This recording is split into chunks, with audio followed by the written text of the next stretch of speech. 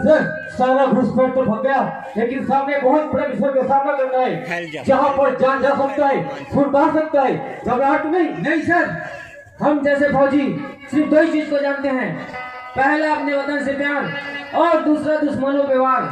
हमें कसम है इस आजाद हिंदुस्तान की, चाहे आतंकवाद कितना भी खतरनाक क्यों न हो, हम अपने सर पर मौत का कफन बांध के मौत के हथेली पर भी सीना तान कर खड़े रहेंगे, लेकिन पीछे कदम कभी नहीं हटाएंगे सर।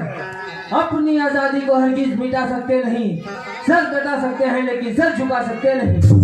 फिर चलो पाकिस्तान की सीमा की ओर बढ़ते हैं। लेकिन सर अचानक मुझे मेरी माँ की याद, मुझे छुट्टी चाहिए सर। नहीं भरतलाल, अभी हमारा मिशन बहुत बड़ा खतरों में है, मिशन खत्म हो जाने के बाद आपको छुट्टी और मिल जाएगा। तो फिर ठीक है सर, लाहौर में गूंजेगा वंदे मातरम, कराची जय हिंद चिल्लाएगा, मोहल्लत मिली अगर 2 घंटे की, पाकिस्तान खत्म हो जाएगा। चलिए सर, चलो भरतलाल, इनकलाब जिंदाबाद, इनकलाब जिंदाबाद, वंदे मातरम, वंदे